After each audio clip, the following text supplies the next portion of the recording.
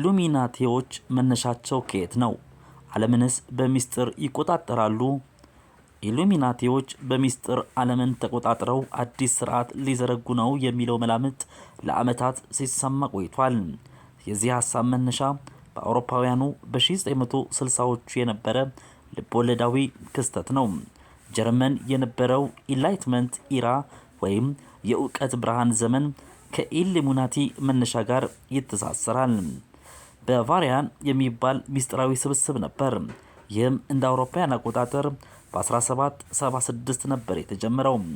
ሰላም ጤና ይስጥልኝ ክቡራትና ክቡራን የቲቲቪ ኢትዮጵያ ወዳጆቻችን እንደምን አላችሁ? በየዕለቱ ሐሙስ የምናቀርበው ተረካችንን እነሆ ጀምረናል። እስከ መጨረሻው ቪዲዮን በመከታተል ከኛ ጋር ቆይታ እንድታደርጉ በአክብሮት እንጋብዛለን። በመናቀርበው መነሻና መድረሻ ቪዲዮዎቻችን ላይ ሀሳብ አስተያየቶቻችሁን ኮሜንት ሴክሽን ላይ ለጻፉልን። ለብዙዎች ማጋራት ከፈለጋችሁ ሼር አድርጉ፣ ላይክ አድርጉ። ሰብስክራይብ ያላደረጋችሁ ቤተሰቦቻችን ደግሞ ደውላን ተጭናችሁ ሰብስክራይብ በማድረግ በየዕለቱ ሐሙስ ላይ የምናቀርበው መረጃ ወደ እናንተ የሚደርሳችሁ ይሆናል። ዛሬ ወደምናቀርበው ኢሉሚናቲዎች መነሻቸው ከየት ነው የሚለው ዓለምን ያነጋገረውን መረጃ ወደ እናንተ ልናካፍላችሁ ወደ ስቱዲዮ ገብተናል። የፕሮግራሙ አዘጋጅና አቅራቢ ተስፋዬ ገብረ ማርያም ነኝ። ከቲቲቪ ኢትዮጵያ ቲቲቪ ተረክ ጋር ጥሩ ቆይታ ይሁንላችሁ። ፍሪሜሰን እንደተባለው ሌላ ሚስጥራዊ ቡድን ሁሉ ኢሉሚናቲም ተራማጅ ተደርገው ይወሰዳሉ። ወግ አጥባቂና ክርስቲያን ተቺዎች ግን አልተቀበሏቸውም። ለተወሰነ ጊዜ ጠፍተው በ1960ዎቹ ዳግመኛ አንሰራሩ። ኢሉሚናቲዎች አሁን ያለው ኢሉሚናቲ ከባቫሪያን ሚስጥራዊ ቡድን እንደሚለይ በኢሉሚናቲ ላይ ጥናት የሰራው ዴቪድ ብራምዌል ይናገራል። በምስራቃዊ ፍልስፍና የሚመራ ከተለመደው ባህላዊ አካሄድ የሚጻረር ንቅናቄ በምዕራቡ ዓለም የተስፋፋበት ወቅት ነበረ። በወቅቱ ፕሪንሲፓ ዲስኦርዲያ የሚል መጽሐፍ ታተመ። መንግስት አልባ ስርዓት የሚያነቃንቁ ሰዎች ኢሪስ የምትባል የቀውስ አምላክን እንደሚያመልኩ ልቦለዱ ያትታል። ማህበራዊ ነውጥ ማስነሳት የሚፈልግ ቡድን ህይወት ያስቀኛል። መጽሐፉን ካዘጋጁት መካከል አንዱ ሮበርት አንቶን ዊልሰን ነው። ዓለም አምባገነን ሆናለች፣ ቁጥጥር ጠንክሯል ብሎ ስለሚያስብ ማህበራዊ ነውጥ በማስነሳት ለውጥ እንዲመጣ ይሻል። መገናኛ ብዙሃንን በመጠቀም ታዋቂ ባህልን በመገዳደር ሐሰተኛ መረጃ በማሰራጨት ለውጥ እንደሚመጣ ያምን ነበር ሲል በኢሉሚናቲ ላይ ጥናት የሰራው ዴቪድ ብራምዌል ይናገራል። ጸሐፊው ከሌላ ወዳጁ ጋር በመሆን ፕሌይቦይ መጽሔት ላይ ከአንባቢያን የተላኩ ናቸው ያሏቸውን ሐሰተኛ ደብዳቤዎች ያትሙ ነበረ። ደብዳቤዎቹ ኢሉሚናቲ ስለተባለ ሚስጥራዊ ቡድን መኖር ይገልጻሉ። ሰዎች የሚያነቡትና የሚሰሙት ምን ያህል እውነት እንደሆነ እንዲጠራጠሩ የማድረግ መንገድ ነበር። ብዙዎች ስለ ኢሉሚናቲዎች መኖር ማመን ጀመሩ። ጆን ኤፍ ኬኔዲን ማን ገደላቸው የሚለውን ጨምሮ በይፋ ከማይታወቁ ነገሮች ጀርባ ያሉት ኢሉሚናቲዎች ናቸው ተባለ። ወሬው እንዲሰራጭ ምክንያት የሆነው መጽሐፍ ተቀባይነት በማግኘቱ ዩናይትድ ኪንግደም ሊቨርፑል ውስጥ ቲያትር ሆነ።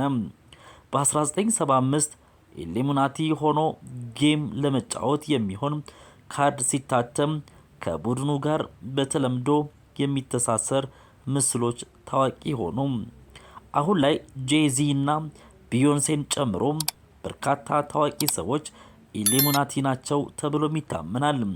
3 ማዕዘን ያለው ቅርጽ በመስራት መድረክ ላይ ሲያሳዩ ይስተዋላል። ነገሩ እውነት እንዳልሆነ ቢታወቅም አሁንም ድረስ ከ1960ዎቹ የተነሳው የሴራ ትንታኔ ዘልቋል። አራቻን በተባለው በሬዲት ድረገጾች የሴራ ትንታኔው በስፋት ይሰራጫል። በ2015 በአሜሪካ በተሰራ ጥናት ግማሽ የአገሪቱ ህዝብ ቢያንስ በአንድ የሴራ ትንታኔ ያምናል።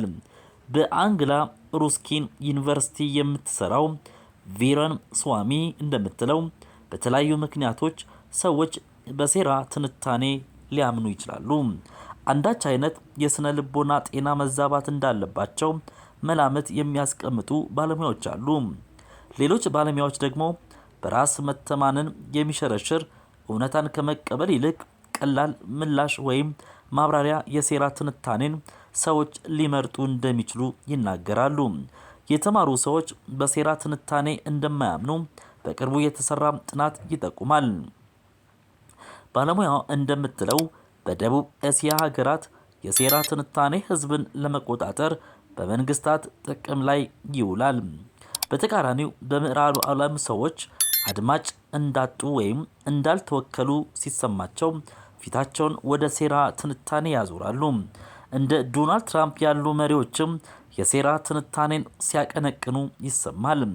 ባራክ ኦባማ አሜሪካ አልተወለዱም የሚለውና ጆ ባይደን ያሸነፉበት ምርጫ ተጭበርብሯል የሚለውን እንደ ምሳሌ ማንሳት ይቻላል። በሴራ ትንታኔ የሚያምኑ ሰዎች መደበኛ መገናኛ ብዙሃንን የማመን እድላቸው ውስን ነው። ለዘረኛ ለመጤጠልና ለአክራሪ እሳቢዎች ይጋለጣሉ ስትል ባለሙያዋ ታስረዳለች። ዶናልድ ትራምፕ በልሂቃን የተገፉ ሰዎች ውክልና እንደሚሰጡ ሲናገሩ ይደመጣሉ። በኢሉሚናቲ ላይ ጥናት የሰራው ዴቪድ ብራምዌል እንደሚለው በ1960ዎቹ በጻፈው መጽሐፍ ኢሉሚናቲን ዳግመኛ የቀሰቀሰው ሰው አሁን የሴራ ትንታኔው እጅግ መስፋፋቱን ሲያይ ሊደነቅና ሊደሰትም ይችላል። ሐሰተኛ መረጃን የመዋጋት ዘመቻ መስፋፋት እንዲሁም ማህበራዊ ሚዲያ የሚገፋው መረጃ ሁሌም እውነት እንዳልሆነ የማሳቅ ንቅናቄ ማደግ እንደ ኢሉሚናቲ ያሉ የሴራ ትንታኔዎችን ያከሰሙ ይሆናል ብለው ባለሙያዎች ይገምታሉ። የኢሉሚናቲ መነሻን እናካፍላችሁ። መነሻ ሀሳቡ ከ200 ዓመት በላይ ያስቆጥሯል። ሲስተር እና የምትሰራው ከጎቲክ ቤተክርስቲያን ፊት ለፊት ነው። ወደ አካባቢው ከፈረንሳይ ከዩናይትድ ኪንግደም እና ከሌሎች ሀገራት ሰዎች ለስብስብ እንደሚሄዱ ብታውቅም የት እንደሚካሄድ በግልጽ መረጃ የላትም። በቤተ ክርስቲያን መጽሐፍ መደብር ውስጥ የምትሰራው ሲስተርና በባቫሪያ የኢሉሚናቲ ስብስብ እንደሚደረግ ሰምታለች። ኢንጎስታልድ ከተማ የኢሉሚናቲ መነሻ ቢሆንም ሚስጥራዊው ስብሰባ የመደረጉ ነገር ከእውነት የራቀ ይመስላል።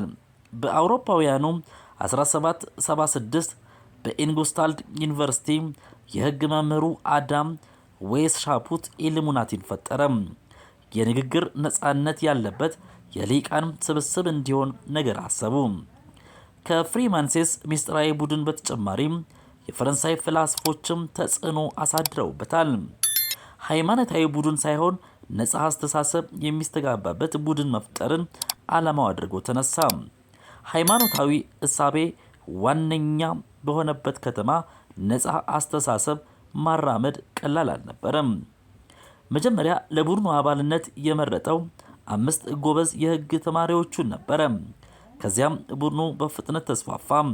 የእውቀት ብርሃንን አባላቱ ለማሰራጨት ሲሞክር የመንግስትና የሃይማኖት ተቋማትን እንቅስቃሴ ተከታትሎ መረጃ የሚያቀብልባቸው ነበራቸው። ሀብት በማከማቸት አስተምህሮትን ለማስፋፋት ሞክረዋል። ታዋቂው የጀርመን ዲፕሎማት ባሮን አዶልፍ ሀሳቡን ካስተዋወቁት መካከል ናቸው። በባቫሪያ፣ በፈረንሳይ፣ በሃንጋሪ፣ በጣሊያንና በፖላንድ ያሉት አባላቱ ብዛት 2000 ደረሰ። ጋዜጠኛው ማይክል ክሌነር እንደሚለው የኢሉሚናቲ ፈጣሪን አብዮተኛ ማለት ይቻላል። ሰዎች የተሻሉ እንዲሆኑ ያስተምራል። ማህበረሰብን መለወጥ ይፈልግ ነበር። የተሻለ ዓለምና አስተዳደር ማየት ይመኝ ነበር ይላል። በሚያስተምርበት ዩኒቨርሲቲ ከሚፈቀደው በተቃራኒው የሰው ልጅ እውቀቶች ሁሉ በትምህርት መሰጠት አለባቸው ብሎ ያምን ነበር። ቡድኑ በተመሰረተ በ10ኛው ዓመት ጸረ መንግስት ንቅናቄ ሲያደርግ ተደርሶበት ተበትኖ መስራቹ ወደ ጎተ ከተማ ተሰደደ። ሆኖም ግን ሚስጥራዊ ቡድኑ አልታገደም ብለው የሚያምኑ ሰዎች አሁንም ድረስ እንዳሉ የታሪክ ምሁራኑ ይገልጻሉ። በዊንቸስተር ዩኒቨርሲቲ የሚሰራው ዶክተር ማይክል ውድ እንደሚለው ኢሉሚናቲ ብዙ ንዑስ የሴራ ትንታኔዎች ያሉት ጥልቅ የሴራ ትንታኔ ነው። ኢንጎስታልድ ከተማ የኢሉሚናቲ መነሻ ትባላለች። በከተማው ሙዚየም የምትሰራው ማሪያ ኤፕለሽመር እንደምትለው በሙዚየሙ ካሉ አስገራሚ የታሪክ አጋጣሚዎች ጋር የሚተሳሰሩ የኢሉሚናቲ መጽሐፎች አሏቸው። ከተማውን የሚያስጎበኘው ክላርነር እንደሚለው በታሪክ ጉልህ ስፍራ ያላቸው ቦታዎች ሲያስጎበኝ በሴራ ትንታኔው የሚያምኑ ጎብኚዎች ያጋጥሙታል። ኢሉሚናቲ አሁን የሚታይበት መንገድ አስገራሚ ነው። ከእውነተኛው ኢሉሚናቲ በጣም በተለየ መንገድ ነው አሁን የሚታየው ትላለች ሲስተር። እና እንደምትለው አሁንም ድረስ የኢሉሚናቲ ስብሰባ በከተማው እንደሚካሄድ የሚያምኑ ሰዎች እውነት ባይሆንም እንኳን ቦታውን ይጠይቁታል። ከፈረንሳይ አብዮት አሜሪካ ላይ ከተፈጸመው የመስከረም 11 ጥቃት እንዲሁም ከሌሎች ጉልህ ክስተቶች ጀርባ ኢሉሚናቲዎች እንዳሉ የሚያምኑ ጥቂቶች አይደሉም። ክብራትና ክብራን የቲቲቪ ኢትዮጵያ ወዳጆች ስለ ኢሉሚናቲ ስናነሳም አገራችን ኢትዮጵያ በኢሉሚናቲ የተጠላለፈ ችግር እንዳለ አንዳንድ መረጃዎች ያሳያሉ። እንደውም የኢሉሚናቲ እጅግ በጣም በሚያስገርም ሁኔታ ማህበራት ተስፋፍተዋል። እንዲህ ብታደርጉ እንዲህ ገንዘብ ታገኛላችሁ፣ ከዚህ በተጨማሪ ህይወታችሁን ትቀይራላችሁ እየተባሉ በርካታ በሶሻል ሚዲያው ላይ ማስታወቂያዎችንም ተመልክተናል። የኢሉሚናቲ አባል ለመሆን ለሚፈልጉ ተብሎ በአዲስ አበባ በተለያዩ ክልሎችም ቅርንጫፍ ከፍተው ስራ የሚሰሩ እንዳሉ ለማወቅ ተችሏል።